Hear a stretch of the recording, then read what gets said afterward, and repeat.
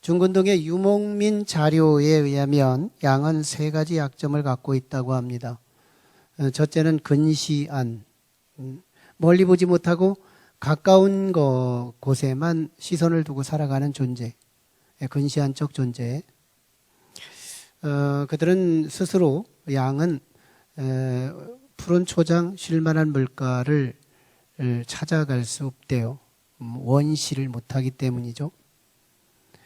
두 번째는 연약한 심장입니다. 연약한 심장. 외부의 조그마한 충격에도 전신이 머리끝에서 발끝까지 깜짝깜짝 놀랍니다. 마치 놀래미 같은 그런 존재죠. 심약해가지고. 그래서 양의 특징은 심약한, 연약한 심장을 갖고 있다는 것이죠. 세 번째 특징은 미련하다는 점이에요. 미련하다. 이 삼복더위에 그들은 같이 밍크도 있고 서로 붙어 있으면서 왜 덥지? 왜 덥지? 이러고 있대요. 그래서 지혜로운 목자는 염소를 섞어서 목양을 한다는 것이죠. 염소는 이기적인 존재로서 양과 양 틈에 들어가서 왜 나한테 붙어 있느냐고 막 이 뿔로 바다침으로 인해서 양과 양 사이에 간격을 내게 되므로 공기를 통과시켜서 욕창이 나지 않게 하고 도움이 되게 한다는 것이죠. 이게 지혜로운 목자의 목양 방식이랍니다. 그러고 보면 양에게 있어서 목자는 길이고 진리이고 생명이 됩니다. 목자는 절대적이다. 그러니까 지난 시간에 우리가 나눴던 저주받은 양이나 염소가 혼자 목자 없이 광야에 갔을 때 1시간도 안 돼서 다른 야수들의 짐승의 배에 온 몸이 찢겨져서 짐승들의 뱃속에 들어가는 것처럼 목자 없는 양 한 마리의 운명은 한순간이다. 이스라엘의 목자로 오신 예수 그리스도께서 이 성목요일 날, 이제 내일이면 이제 붙잡히고 그리고 십자가의 처형을 당하는 날이거든요. 그러니까 목자의 순환을 당하는 이 면전에서 예수님께서 정작 자기가 죽는 거에 대한 염려보다 더 걱정되는 게 있는데 그게 바로 자기를 따르는 제자들, 이들이 방황하고 배신할 거에 대한 염려, 이것이 오늘 주신 말씀이에요. 그래서 오늘 31절로 32절은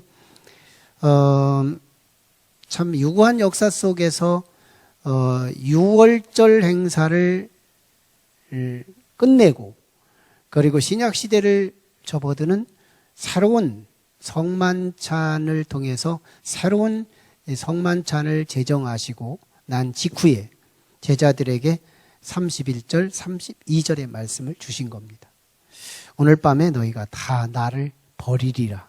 기록된 바 내가 목자를 치리니 양의 떼가 흩어지리라 했느니라. 그러나 내가 살아난 후에 너희보다 먼저 갈릴리로 가리라. 이 말씀을 주신 거예요. 사실 예수님은 이제 스가랴 선지자의 예언을 인용한 말씀인데요. 스가랴 선지자가 장차 메시아가 나타나면 하나님께서 하실 일에 대해서 스가랴를 통해서 말씀하셨던 내용이에요. 그러니까 앞으로 목자를 내가 칠 텐데 하나님이 이스라엘의 목자를 칠 텐데 그러면 그 양떼들이 버리고 배신하고 흩어지게 될 거라 이런 얘기를 하신 거예요. 자, 이쯤 됐을 때 사실은 가룟 유다가 배신할 때에도 예수님이 한번 참 큰 충격을 받았던 제자들이죠. 너희 중에 누군가가 나를 배신하리라. 이때 제자들이 가슴이 쿵 했습니다. 근데 다행히도 그게 가룟 유다로 지목이 되는 분위기 속에서 잠시 동안 안도가 마음에 찾아왔죠. 그러나 이제 잠시 지지난주의 말씀이었는데 바로 이 본문이 2주 뒤에인 오늘 말씀이죠. 같은 메시지지만 같은 날 주신 말씀이지만요. 여기에서 다시 성만찬을 끝내고 나서 예수님이 제자들을 깜짝 놀라게 하는 메시지를 준 거였어요. 너희가 다 나를 버리리라. 제자들 공감되지 않는 말씀이었어요. 나는 아직 버릴 준비가 안 됐는데, 나는 끝까지 주님 따르려고 마음 먹고 있는데, 근데 제자들이 다 버리겠다는 이 메시지는 제자들의 그 가슴 속에 찬물을 끼얹는, 그러면서도 충격적인 그런 메시지가 되고 있는 거예요. 사실 이 말씀은 예수님께서 어떤 너희가 나를 배신하기 때문에 서운해서 하는 말도 아니고요. 또 이 배신에 대한 결과적으로 하나님의 심판이 너희들에게 따를 거에 대한 어떤 충격이나 어떤 두려움, 그리고 어떤 무서움 때문에 경고하기 위해 주신 말씀도 아니에요. 예수님이 하신 말씀은 스가랴 선지자의 예언의 말씀을 자기 자신의 사건과 연결시키면서 지금 적용하는 말씀인 거예요. 무슨 말이냐면, 하나님께서 목자를 치는 날이 올 텐데, 목자를 땅 치면 양들은 어디 갈지를 모르고 방황할 때가 온다는 거예요. 그런데 지금 이스라엘의 목자로 오신 예수 그리스도가 이제 성목요일이니까 금요일은 이미 십자가에 돌아가시는 날이에요. 오늘 밤에 붙잡혀가요. 그래서 예수님이 이제 목자로 오신 분으로서 유대인들의 공모와 함께 로마 사람들에게 끌려서 십자가에 처형을 당하면 목자가 사라진 이스라엘이 된 거거든요. 그때 예수님은 염려를 하는 나머지 그런 말씀을 하신 거예요. 내가 목자를 치리니 양떼들이 흩어지리라. 그러니까 예수님의 양이, 직접적인 양이 12명의 제자들이고요. 그를 따르는 500인문도, 70인 제자들, 그리고 다수의 무리들, 예수님을 따르던 군중들이 있었죠. 그들이 다 흩어질 거라는 거예요. 그걸 예수님이 지금 말씀하신 거거든요. 그런데 성질 급하고 수제자라고 하는 우월주의에 빠진 베드로가 예수님의 아주 평이한 진리의 말씀을 너희들이 나를 버리고 갈 거라는 이 예언의 말씀의 성취에 자연스럽게 이 메시지를 증거하려고 메인 메시지를 선포했는데, 베드로가 예수님의 말이 끝나기도 전에 성질급하게 개입하고 나온 말이 있어요. 다른 사람들 다 부정하더라도 나는 예수님을 버리지 않겠습니다 하고 나온 겁니다. 그것이 오늘 메인 메시지를 뒤집는 사건이 일어나는, 오늘 메시지의 화두가 되는 그런 메시지가 되고 있어요. 사실 예수님은 제자들을 배려해서 두 가지의 배려의 메시지를 증거한 겁니다.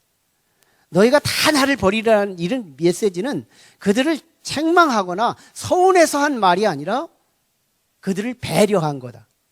다시 말하면 예수님이 미리 경고를 했다는 말은 깨어 있으라는 말이고, 조심하라는 말이고, 흩어지더라도 다시 내가 모으면 너희들이 다시 모일 수 있도록 준비시키기 위한 예수님의 미리 경고는 하나의 백신과도 같은 거예요.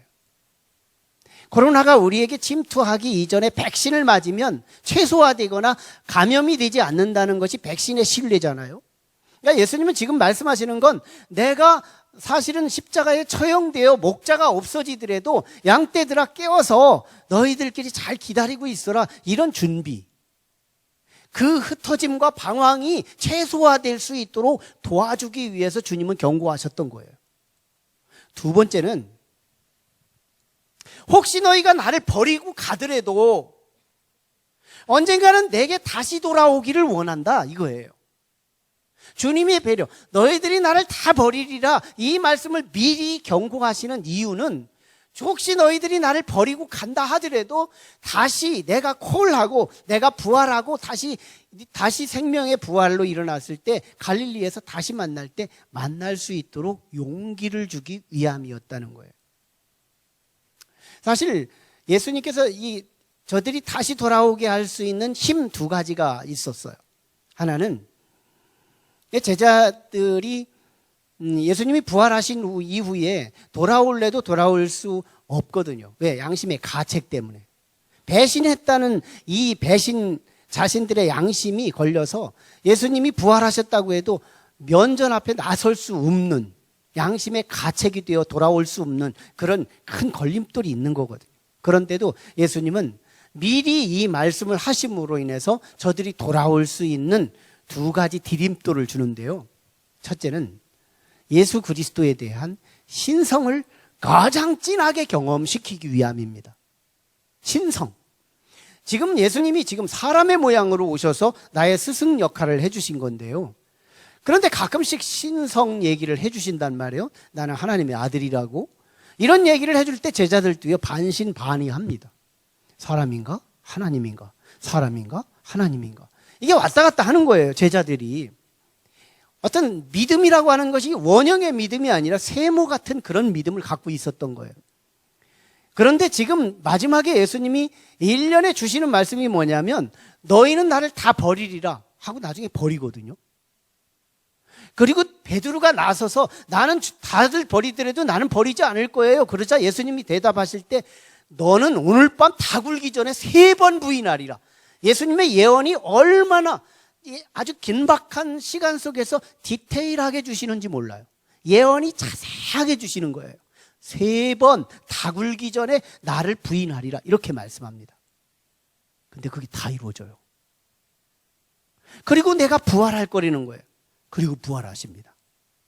그러니까 가까운 미래에 예수님께서 주셨던 제자들이 배신한다는 게 다 이루어지고 3번 베드로가 부인한다는 게 다 그대로 이루어지고 예수님이 부활하신다는 게 그대로 이루어지고 갈릴리에서 만날 것이 그대로 다 이루어지면서 뭘까요? 제자들은 예수님이 진짜 하나님이구나. 아주 통째로 하나님의 신성을 경험하는 시간. 그때 인간, 연약한 인간인 하나님께 다시 돌아가기는 쉬워질 수 있다는 거예요. 더 중요한 결정적인 예수님의 전제는요. 예수님께서 배신에 대한 경고는 배신의 심각성을 말한 게 아니라는 거예요. 배신하면 너희들 큰일 나. 배신하면 안 되는 거야. 너희들 배신하면 심판받아. 이런 의도로 말씀하신 게 아니라는 거예요. 배신의 심각성이 아니라 배신의 자명성을 말씀하신 거예요. 이게 원어적 의미예요. 예수님이 말씀하시는 이 경고는 배신의 자명성. 왜? 양들은 목자에 의존되어 있대요. 양은 목자가 없으면 죽은 거래요. 양은 목자가 없으면 nothing, 아무것도 아니래요. 양은 목자가 모든 것이래요. 양은 목자가 길이고 목자가 진리고 목자가 생명이래요. 양에게 있어서 목자는 everything이에요. 모든 겁니다. 자, 그런데 그 목자가 하나님께서 목자를 치니까 어디다? 십자가로 죽게 하니까 이 제자들이 배신할 수밖에 없고 흩어질 수밖에 없죠. 목자 때문에 지금 모아졌고 목자 때문에 제자 노릇했고 목자 때문에 병들을 질병을 추방했고 목자 때문에 지금까지 제자의 노릇을 했고 사도 노릇을 했는데 목자가 없어지니까 이 제자들은 무력하게 뒤돌아설 수밖에 없다는 안타까운 마음으로 긍휼한 마음으로 사랑이 충만한 마음으로 걱정스러운 마음으로 목자가 제자들을 향해서 주신 말씀이에요. 제자들이요, 시간과 함께 이걸 깨닫고 우리를 다 손바닥 위에 놓고 보고 계신 저 주님, 우리가 배신할 것 그것도 알고 계신 그 주님, 부활하셔서 우리는 여전히 실족하여 어부질하러 가고 세금 거둬들이러 가고 우리는 본직으로 다시 돌아가고 있지만 주님은 나보다 먼저 그곳으로 가셔서 나를 기다리고 나를 다시 부르기 위해 가시는 예수 그리스도의 그 참된 목자를 다시 돌아올 수 있도록 주님은 그런 배려차, 너희가 나를 오늘 밤 다 버리리라. 이렇게 말씀하신 거예요. 근데 베드로는 이 말귀를 못 알아들어요. 그래서 한 말이 33절에서 다 주를 버릴지라도 나는 버리지 않겠나이다. 이렇게 말씀하게 된 거예요. 실로 베드로는 단무지예요. 단순하고 무지하고 지랄 같은 성격. 그래서 정말 언제나 실수하고 실패하는 그런 특징을 보여주고 있어요. 여러분, 하나님의 말씀은 성령과 함께 들어야 될 줄 믿습니다. 말씀을 증거하는 사람도 성령으로 전해야 하고, 말씀을 듣는 사람도 성령으로 들어야 은혜가 되고 그리스도를 만날 수 있는 거예요. 오늘 또 전하는 자인 저도 성령으로 증거해야 돼요. 전 여기에 문제의식을 갖고 있어요. 그래서 제가 주간에 새벽 기도할 때는 우리 성도들을 위해 기도하고, 새벽 기도 온 분들, 그리고 환우들을 먼저 기도하고, 그리고 전 지역을 안배하면서 각 지역에 따라 성도들이 어디에 살고 있는지 그 지역에 따라 계속 순서 있게 기도를 하면 거의 95% 이상은 빠지지 않고 기도해요. 그런데 금요일은 제가 성도들을 멀티하게 다초점으로 기도하지 않아요. 금요일 심야기도 때는 하나님, 이 강단을 기름 부어 주옵소서. 최소한 말씀을 증거하는 메시지가 성령과 함께 선포되기를 원합니다. 그리고 성도들도 성령으로 들을 수 있도록 도와주시옵소서. 성령으로, 똑같이 성령으로 전해도요, 성령으로 듣지 못하는 사람들은 말 토시 하나 때문에 상처받고 힘들어하는 모습을 우리는 볼 수 있어요. 단독교회, 옛날에 우리 교회 초창기였어요. 가끔씩 저는 유머를 좀 넣으려고 노력을 합니다. 그래서 그날도 스들의 축구라는 제목으로 유머 하나를 섞었어요. 많은 목회자들은 스님들을 스님이라고 하는데, 스님들은 목회자들을 목사 그래요. 그래서 저도 그런 구조로 우리는 스님들을 스라고 하고 스들의 축구라는 제목으로 유머를 했습니다. 스들의 축구 하니까 11명이 구성이 돼서 축구를 하지 않겠어요? 자, 그런데 전반전을 끝냈는데 이 스들이 머리가 다 다친 거예요. 왜 다쳤나 보니까 축구공인지 머리통인지 헷갈려서 발에 채여서 이 머리가 다 다쳤다는 거예요. 그래서 전반전을 마치고 스들이 모여 의논을 합니다. 야, 우리 어떻게 해야 이거 머리통인지 축구공인지 구별을 할 수 있을까? 가발을 쓰면 되겠다. 그리고 가발을 11벌을 맞추려니까 돈이 너무 많이 들어서, 그러면 우리 축구공에다가 가발을 하나만 씌우고 축구하자 하고 축구했다는 이야기로 한바탕 웃었어요. 그런데 예배 마치고 3시간 뒤에 문자 하나가 딱 날라옵니다. 우리 성도한테. 목사님, 제가 집에 가서 사전을 찾아보니 스는 공경하는 뜻의 인칭대명사 입디다. 알고 단어를 사용하십시오 하고 경고장이 날라왔어요. 그래서 그날 이후로 저는 유머를 써도 사전을 다 찾고 유머한답니다. 성령과 함께 듣지 못하면 토시, 본 메시지, 메인 메시지에 귀를 기울이지 않고 부 메시지에 초점을 두거나 유머, 잃어버려도 되는 말, 안 들어도 되는 말, 그 말에 휠이 꽂혀서 거기서 자존심 챙기고 거기서 상처받았다고 말하는 거. 성령으로 전하고 성령으로 들을 필요가 있다는 거예요. 베드로의 주님의 아주 이 말이 떨어지자 예수님께서 아주 특화된 메시지 하나를 딱 주시는데요.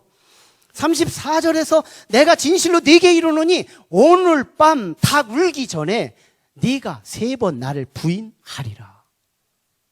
이 청천벽력 같은 소리가 예수님의 입에서 떨어지는 거예요. 베드로가 나서지만 안 했어도 이 프라이버시는 드러나지 않았을 거예요. 나서지만 않았어도, 이 성질 급한 단무지 같은 기질이 나타나지만 않았어도, 가만히만 있었어도 이 개인적인 사생활이 드러나지는 않았을 거예요. 그런데 베드로가 나서는 바람에 예수님께서 스포트라이트를 베드로에게 딱 조명하니까 가장 부끄러운 제자가 되고 마는 거예요.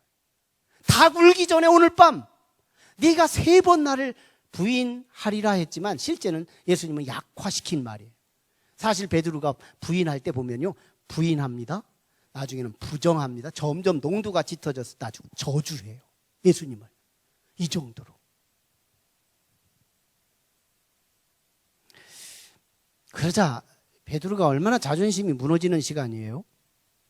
그러자 예수님에게 베드로가, 아직도 정신을 못 차린 베드로가 이렇게 예수님의 말씀을 부정하면서 자기의 새로운 의지와 결단을 말합니다. 주님, 35절에서 내가 주와 함께 죽을지언정 주를 부인하지 않겠나이다. 이걸 사자성어로 일사각오 맹세예요. 한층 더 심화된 고백이에요. 이 고백을 지금 베드로가 하는 겁니다.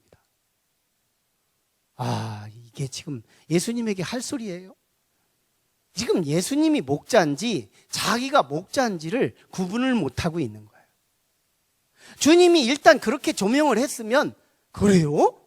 하고 좀 받아들이기라도 했으면 좋은데 거기다 한 수 더 두고 예수님의 말을 뒤집어 버리려고 주님과 함께 내가 죽을지라도 주님 부인하지 않을 거예요, 이러고 다시 강수를 두며 주님의 말씀에 딱 덮어버리는 거예요. 베드로는요, 아직도 깨닫지 못하는 거예요. 아직도 깨닫지 못하고 맹세를 하고 있는, 아주 강맹세하고 있는 베드로는요, 이 맹세가 모순, 맹세의 한계와 맹세의 모순을 알지 못했다는 거예요. 여러분, 맹세는 2가지 죄가 붙어 있어요. 2가지 죄가 묻어 있는 그것이 맹세예요. 첫째, 교만이 붙어 있습니다. 맹세는 온갖 교만이 붙어 있어요. 맹세하는 사람 치고 교만하지 않은 사람이 예외가 없어요. 나는 하늘이 두 쪽 나도 나는 이 일은 반드시 할 거야. 우리는 성경이 잠언 27장 1절에서 주시는 말씀처럼 우리는 내일 일을 자랑하지 말라, 잠시 이후에 일어날 일이 어떤 일이 일어날지를 알지 못한다고 말씀하는 것이 솔로몬의 지혜의 말씀이었거든요. 우리는 겸손할 필요가 있어요. 잠시 잠깐 이후에 코로나 걸릴지 누가 아느냐고요. 교통사고 날지 누가 아느냐고요. 우리의 미래는 아무도 모르는 거예요. 이게 하나님의 예술의 장소예요. 우리의 미래는 하나님의 고유한 영역이에요. 그래서 우리는 장담할 수 없다는 거예요. 우리는 장담할 수 없는 존재. 장담에는 죄가 붙어 있어요. 교만의 죄, 휘브리스. 2번째는 장담까지 간다면 이미 위선을 하고 있다는 거예요. 저 사람에게 신뢰를 확증받기 위해서 나는 하늘에 장을 지져, 나는 정말 하나님의 이름으로 맹세해, 이런다고 얘기한다면 평상시는 나는 신뢰받고 있지 못하다는 거예요. 나는 위선이 있다는 걸 드러내는 거예요. 맹세가 필요할 정도 된다면 나는 이미 상대방에게 신뢰를 상실하고 산다는 것을 뜻하는 거예요. 베드로는 이 맹세의 허점을 알지 못하고 있었다는 거예요. 여러분, 온 맹세치고 잘못 맹세해서 하나님의 영광이 가려지고 잘못 맹세해서 사람들이 얼마나 상처를 받고 있는지를 우리는 알아야 돼요. 우리 교회 초창기에는 3파가 있었어요. 하나는 말뚝파, 하나는 반석파, 하나는 대신파가 있었습니다. 제가 파라는 말은 2-3사람이 꼭 있었다는 얘기. 말뚝파들의 주요한 메시지가 뭔지 알아요? 나는 우리 교회가 너무너무 좋아서 우리 교회의 말뚝을 받고 끝까지 이기겠습니다 하는 파들이었어요. 반석파는요, 다 흔들려도 나는 흔들리지 않을 거라는 장담을 하는 사람들이었어요. 대신파는요, 성전 건축할 즈음에 있었어요. 성전 건축할 때 36개 하도업체와 연결됨으로써 엉키고 설키는 과정 속에서 담임 목사가 모욕을 당하며 감옥에 가야 한다는 얘기가 오고 갈 정도였어요. 그때 우리 성도 일부는요, 저를 위해서 감옥에 가겠다는 사람도 있었어요. 이 정도면 참 멋있는 목회 아니에요? 말뚝파가 있고 반석파가 있고 대신파가 있어요. 저를 위해 교도소를 갈 사람들이 있었다는 거예요. 더 신기한 건요, 지금 그 사람들이 하나도 없다는 거예요. 하나도 없어요. 왜 그럴까요? 장담은 우리 것이 아니래요. 오늘 우리는요, 한 가지를 발견해야 해요. 내 의지로 신앙생활하는 줄 알아요. 내 손 가지고 모든 걸 하는 줄 알아요. 내 재능과 내 은사 가지고 내 믿음 가지고 모든 걸 하는 줄 알아요. 아니요. 목자의 손이 없으면 선제적 은총, 우리 존 웨슬리가 말하는 선제적인 은총, 주님이 내게 먼저 손을 내미는 그 손이 없이는 내 손의 의지와 장담과 아무리 큰 결단이 있어도 우리는 물거품이 되고 만드는 거예요. 선제적인 은총, 내 손보다 먼저 내민 하나님의 손, 오늘 목자의 손, 그 손이 우리가 아직 죄인 되었을 때 그리스도께서 십자가에 죽어주심으로 하나님께서 우리를 향한 사랑을 확증해 주셨던 그 먼저 딘 하나님의 구원의 손, 그 손에게 내 손이 붙잡히기 전에는 아무도 장담할 수 없대요. 중요한 것이 있어요. 현대인들의 그리스도인들은요, 목자가 없다는 겁니다. 목자가 없어요. 제각기 자기가 양이면서 동시에 목자 노릇을 병행합니다. 이게 현대 그리스도인들의 일반적인 어둠의 트렌드예요. 목자가 사라진 성도들, 그래서 제각기 사사시대처럼 신앙생활하는 시대들, 각각 자기가 좋은 대로 실천하고 좋은 대로 신앙생활하고 자기 마음대로 신앙생활을 하며 살아가는 그리스도인들이 편만해 있고 확장되어 있는 시대, 그 어느 시대보다도 오늘의 현대 그리스도인들은 목자를 잃어버린 시대예요. 그리고 내가 양이라는 사실을 잃어버린 시대예요. 내가 양이라는 사실을 잃어버린 시대다. 우리는 20세기 초엽에 캐더린 쿨만이라는 여성 사역자가 미국에서 위대한 사역을 남긴 자료가 있어요.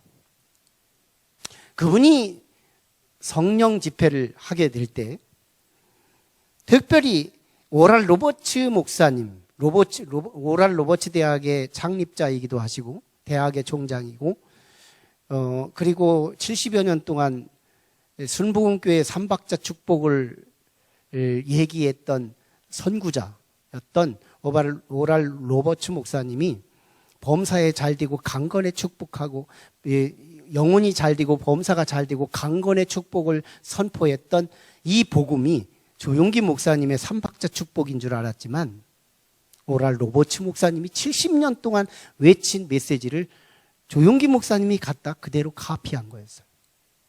조용기 목사님이 70년 동안 목회 사역하면서 가장 크게 영향을 입은 사람이 오랄 로버츠 목사님.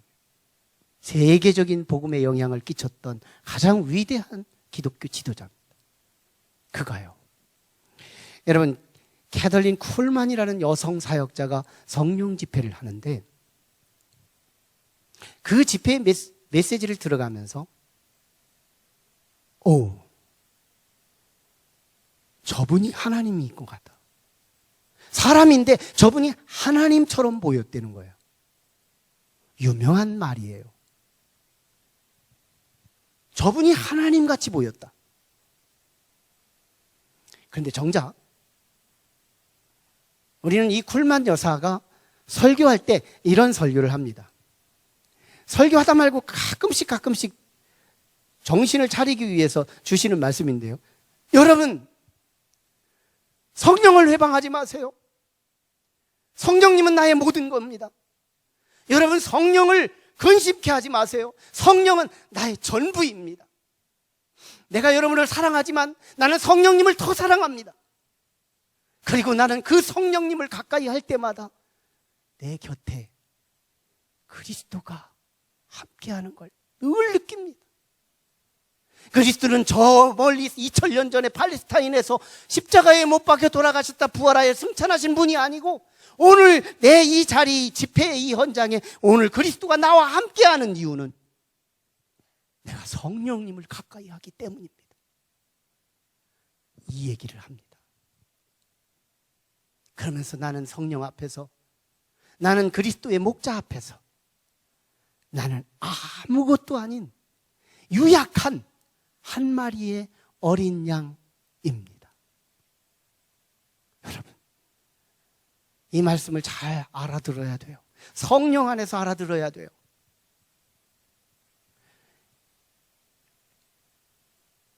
오랄로보츠 목사님이 말한 저분이 하나님이야, 저분이 하나님처럼 보인다.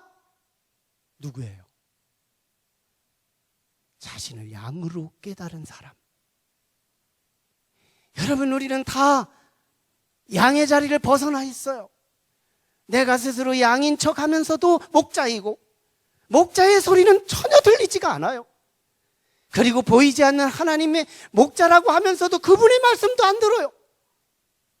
그래서 우리는 온갖 내 생각으로 내가 스스로 목자 노릇하며 내가 스스로 양인 척하며 우리는 살아가며 방황하는 거예요.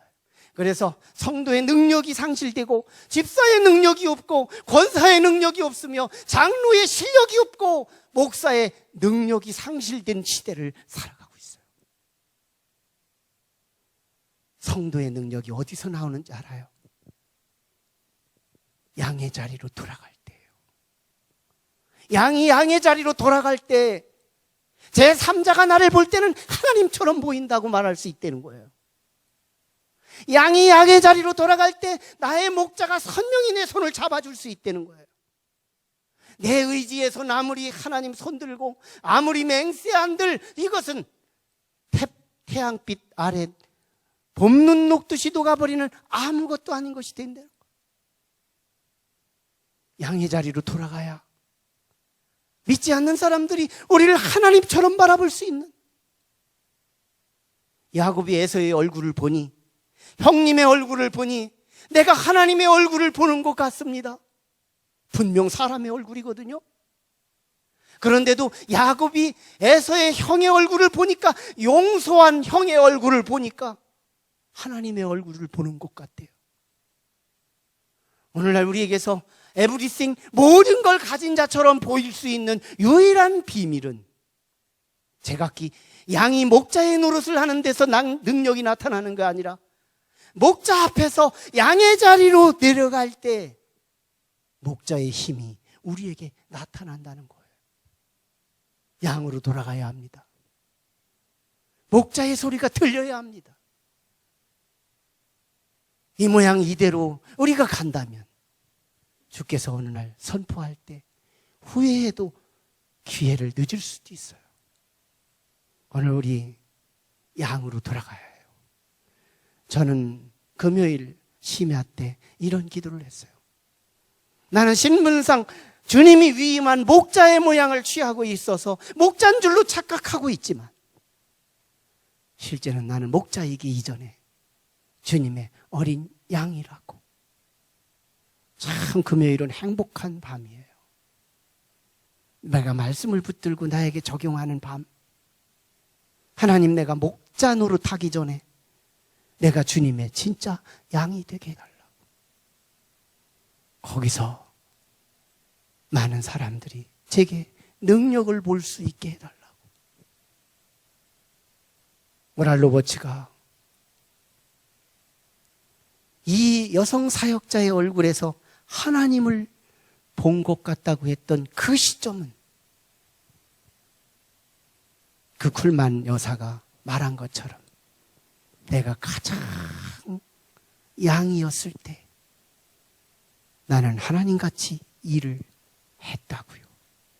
내 의지가 일하는 게 아니고 내 능력이 일하는 게 아니고 내 은사가 일하는 게 아니라 주님의 손에 손을 뻗치고 나의 모든 것을 포기할 때 주님은 강한 손으로 나를 붙잡아 주신대요. 기도하겠습니다.